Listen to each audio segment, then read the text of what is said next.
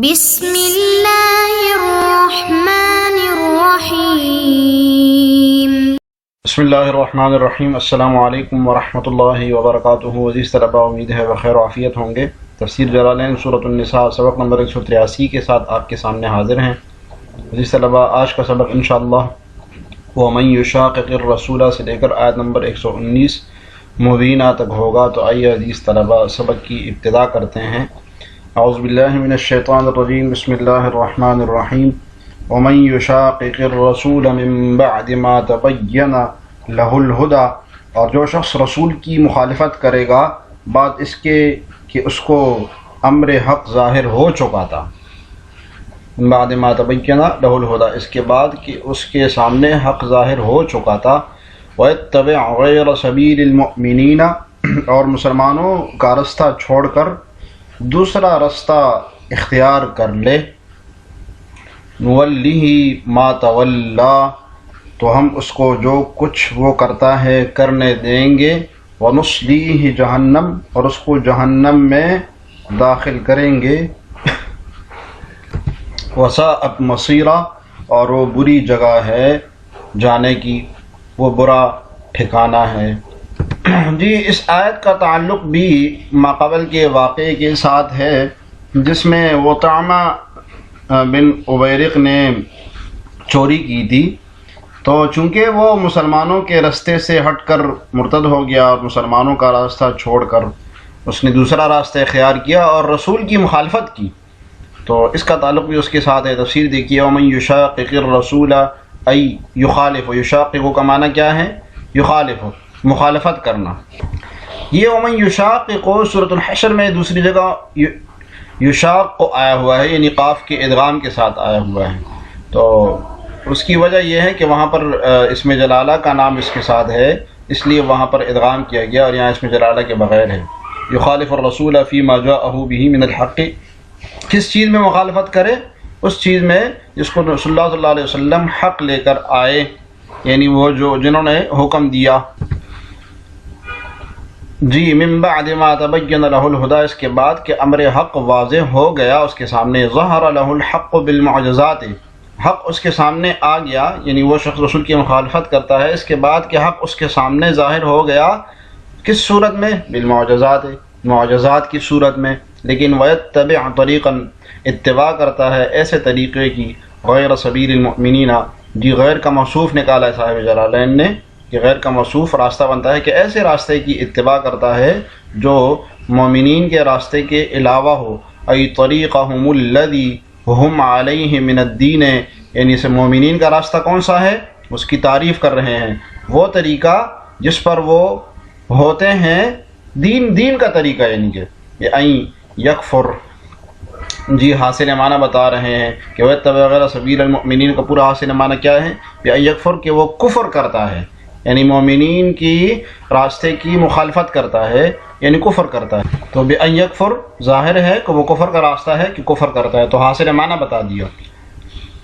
اور اس طرف اشارہ کر دیا صاحب جلالین نے کہ یہ اجماع کے حجت ہونے پر دلیل ہے، یعنی مومنین کا جو راستہ ہے جس پر سب وہ ہوں، دین کا راستہ ہوتا ہے، تو جہاں سب مسلمان جمع ہوں گے وہ اجماع ہوگا۔ تو ائمہ احناف کے ہاں یہ آیت کی جو یہ جگہ ہے وَاتَّبِعْ غَيْرَ سَبِيلِ الْمُؤْمِنِينَ، اجماع کے حجت ہونے کے اوپر دلیل ہے۔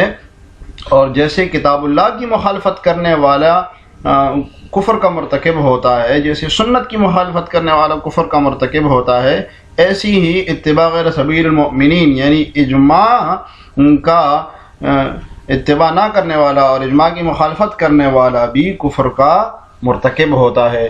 نُوَلِّهِ مَا تَوَلَّى، تو ہم اس کو اسی راہ کے حوالے کر دیتے ہیں جس کو اس نے اختیار کیا ہے، ای نَجْعَلُهُ وَالِيًا لِمَا تَوَلَّاهُ مِنَ الضَّلَالِ، یعنی ہم اس کو ذمہ دار بنا دیتے ہیں اس گمراہی کا جس پر وہ چلا ہے، جس کو اس نے اختیار کیا ہے، ہم اس کو اسی کا ذمہ دار بنا دیتے ہیں، اور ہم اس کو چھوڑ دیتے ہیں بینہ و بینہ فی الدنیا، اس متولا یعنی جس نے اس کو اختیار کیا ہے وہ، اور جو کچھ گمراہی اس نے اختیار کیا ہے اس کو چھوڑ دیتے ہیں فی دنیا، کہاں پہ؟ دنیا میں ہی چھوڑ دیتے ہیں، وہ اس گمراہی میں ہی چل رہا ہوتا ہے. وَنُصْلِيهِ جَهَنَّمَ أَيْ نُدْخِلُهُ فِي الْآخِرَةِ جہنم، اور آخرت میں ہم اس کو جہنم میں داخل کریں گے. لِيَحْتَرِقَ فِيهَا تاکہ وہ جلا دے، تاکہ وہ جل جائے وہ اس میں. وَسَاءَتْ مَصِيرًا مَرْجِعًا هِيَ اور کیا ہی برا ٹھکانہ ہے. جی مخصوص بالضم کا بیان ہے مَرْجِعًا هِيَ. اب عزیز طلباء اس آیت میں دو اہم باتیں بتائی گئی ہیں. پہلی بات یہ بتائی گئی ہے کہ رسول اللہ صلی اللہ علیہ وسلم کی مخالفت کفر اور وبال عظیم ہے. وَمَن يُشَاقِقِ الرَّسُولَ مِن بَعْدِ مَا تَبَيَّنَ لَهُ الْهُدَىٰ، معجزات کے آنے کے بعد، ہدایت کے واضح ہونے کے بعد آپ علیہ السلام کی مخالفت کرنا بہت بڑا وبال ہے. پہلی بات یہ بتائی گئی ہے وَمَن يُشَاقِقِ الرَّسُولَ. اور دوسری بات یہ بتائی گئی ہے جس میں وَمَن يَتَّبِعْ غَيْرَ سَبِيلِ الْمُؤْمِنِينَ کی طرف اشارہ ہے کہ جس کام پر سب متفق ہوں، یعنی اجماع ہو جس کام پر، اس کو چھوڑ کر ان کے خلاف کوئی نیا راستہ اختیار کرنا، یہ بھی ایک بہت بڑا وبال عظیم ہے. اور ایک اہم بات یہ کہ اس آیت میں اجماع امت کی حجت ہونے کی دلیل ہے. یعنی یہ یہاں سے یہ ثابت ہو رہا ہے کہ اجماع امت حجت ہے. شریعت کے جو 4 اصول ہے، اصول فقہ میں آپ پڑھتے ہوں گے، تو ان میں سے اجماع حجت ہے. پہلا اصول کتاب اللہ ہے، دوسرا اصول سنت رسول اللہ صلی اللہ علیہ وسلم ہے، تیسرا اصول اجماع امت ہے. تو اس آیت میں اجماع امت کی حجت ہونے پر دلیل ہے. اور چوتھا اصول قیاس ہے. جی آگے دیکھیے، ان اللہ لا یغفر ان یشرک بہ، اللہ یہ بات بخشنے والا نہیں ہے کہ اس کے ساتھ کسی کو شریک ٹھہرایا جائے. ان اللہ، بے شک اللہ تعالی، لا یغفر، بخشنے والا نہیں ہے اس بات کو کہ اس کے ساتھ کسی کو شریک ٹھہرایا جائے. وَيَغْفِرُ مَا دُونَ ذَلِكَ لِمَن يَشَاءُ، اور اس کے علاوہ جتنے گناہ ہے وہ جسے چاہے بخش دے، جسے چاہے بخش دے. وَمَن يُشْرِكْ بِاللَّهِ، اور جس کسی نے اللہ کے ساتھ کسی کو شریک ٹھہرایا، فَقَدْ ضَلَّ ضَلَالًا بَعِيدًا، تو وہ بھٹک کر بہت دور جا پڑا. یہ اس آیت کے شان نزول کے بارے میں بھی ایک واقعہ بیان کیا جاتا ہے کہ ایک شیخ، یعنی بڑی عمر کا آدمی آپ علیہ السلام کے پاس آیا اور اس نے کہا، اللہ کے رسول، میں تو گناہوں میں ڈوبا ہوا ہوں، لیکن جب سے مجھے شرک کا پتہ چلا ہے، شرک میں نے چھوڑ دیا ہے، تو کیا اللہ تعالیٰ میری مغفرت فرمائیں گے؟ روایت میں آتا ہے کہ اس پر یہ آیت نازل ہوئی. تو یہاں سے یہ معلوم ہو رہا ہے کہ شرک جو ہے، شرک بغیر توبہ کے اللہ تعالیٰ معاف نہیں کریں گے. ہاں دوسرے گناہ اللہ تعالیٰ اپنی مشیت کے مطابق اس کو معاف کریں گے. جو گناہ کبیرہ صغیرہ کی تفصیل ہے وہ تو گزر چکی ہے. تو باقی گناہ جتنے بھی ہیں اس میں یہ احتمال ہے کہ بغیر توبہ کی بھی اللہ تعالیٰ معاف کر دیں، لیکن شرک کو اللہ تعالیٰ کبھی معاف نہیں کریں گے. وَمَن يُشْرِكْ بِاللَّهِ فَقَدْ ضَلَّ ضَلَالًا بَعِيدًا، دور جا پڑا. کیا مطلب ہے؟ عن الحق، یعنی حق سے دور ہو گیا. یہ آگے دیکھیے، إِن يَدْعُونَ مِن دُونِهِ إِلَّا إِنَاثًا، اللہ کو چھوڑ کر جن سے یہ دعائیں مانگ رہے ہیں. إِن يَدْعُونَ مِن دُونِهِ، إِن يَدْعُونَ، یہ جو دعائیں مانگ رہے ہیں، من دونِهِ، اللہ کو چھوڑ کر، إِلَّا إِنَاثًا، وہ صرف چند زنانیاں ہیں، مگر وہ صرف نہیں ہے وہ جن کو جن سے دعائیں مانگ رہے ہیں، مگر صرف چند زنانیاں. وَإِن يَدْعُونَ إِلَّا شَيْطَانًا مَرِيدًا، اور جس کو یہ پکار رہے ہیں وہ اس سرکش شیطان کے سوا کچھ نہیں ہے. جی اس آیت میں عزیز طلباء مشرکوں کی 2 قسمیں بتائی گئی ہیں. ایک تو وہ جو اپنے بزرگوں اور ملائکہ کی ایک خیالی صورت بنا کر ان کا پتھر بنا لیتے ہیں اور پھر ان کی شکل کو پوجتے ہیں، ایک اس کا بیان ہے. دوسرے وہ جو تصویر یا بت تو نہیں بناتے مگر جن، بت، ملائکہ اور ستاروں وغیرہ کو پوجتے ہیں، ان کے سامنے سجدہ کرتے ہیں، ان کو خدا مانتے ہیں. تو ان کے بارے میں اللہ تعالیٰ نے فرمایا کہ وہ تو صرف زنانیاں ہیں، اور وہ جو بتوں کو پوجتے ہیں وہ تو صرف شیطان کے مرید ہیں. جی ان یدعون، جی یہ ان نافیہ ہے. ان ما کے اشارہ کریے کہ یہ ان نافیہ ہیں، تو نہیں پکارتے اللہ کے سوا جس کو بھی، تو وہ مگر وہ زنانیاں ہیں. یدعون یعبد المشرکون، تو یدعون یہاں پر اشارہ کر دیا کہ عبادت کے معنی میں ہے کہ مشرک، کہ یعبد المشرکون، کہ وہ جو مشرک لوگ عبادت کرتے ہیں. ٹھیک ہے، تو یدعون جہاں پر بھی من دونہ ہی اس کے ساتھ آتا ہے اس سے مراد عبادت ہوتی ہے. پھر تو یہاں پر یدعون کے ساتھ من دونہ آیا ہوا ہے، اس مطلب ہے کہ عبادت مراد ہے. تو یعبد المشرکون، مشرکین عبادت کرتے ہیں اللہ کے سوا. اے اللہ، کس کے سوا؟ اللہ کے سوا. اے غیرہ، یعنی کس کی عبادت کرتے ہیں؟ اس کے علاوہ کسی اور کی عبادت کرتے ہیں، غیر کی عبادت کرتے ہیں.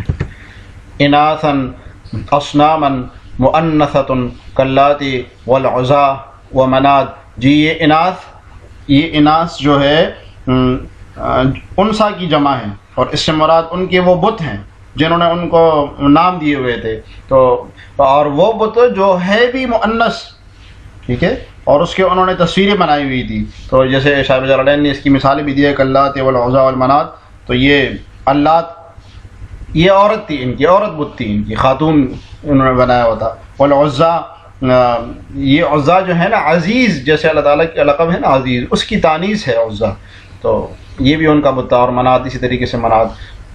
وَإِن ما، جی ان ما کے معنی میں ہے یدعون یعبدون بعبادتها، عبادت کرتے ہیں اپنی عبادت کے ساتھ، اشارہ ہے کہ یدعون یہاں پر بھی عبادت کے معنی میں ہے، الا شیطانا مریدا، مگر وہ صرف شیطان کی اطاعت کرنے والے ہیں، ای خارجا عن اطاعت، شیطان کی اطاعت جب کرے گا تو کیا مطلب اطاعت سے نکل جائے گا، تو خارجا عن اطاعت، اطاعت سے نکلنے والے ہیں، لطاعتہم لہ فیہا، یہ اس کی علت ہے، شیطان مردود کی اطاعت کرنے کی علت ہے، تو بظاہر ایک اشکال کا جواب بھی ہے کہ شیطان کی عبادت تو نہیں کرتے، وہ تو بتوں کی عبادت کرتے ہیں، تو شیطان کی عبادت کیا ہوئی، تو وہ بتا دیا صاحب جلالین نے، لطاعتہم لہ فیہا، کہ یہ ان کی بتوں کی، وہ جو مؤنث بت ہیں ان کی جو اطاعت کرتے ہیں، تو اس میں اس کی بھی اطاعت ہے، اس کی بھی عبادت ہے، وہ ابلیس، اور کس کی عبادت ہے، وہ ابلیس ہے۔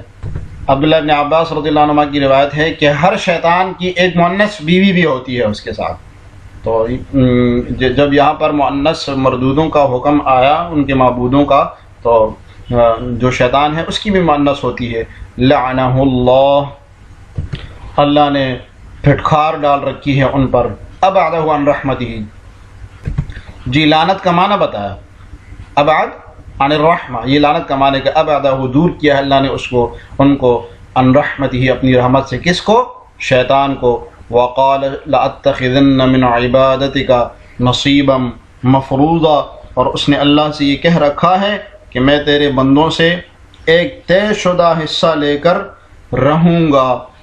جی اب یہ شیطان کی باتیں آ رہی ہے کہ اس نے کیا وعدہ کی ہے، وقال ای الشیطان لأتخذن لأجعلن لی،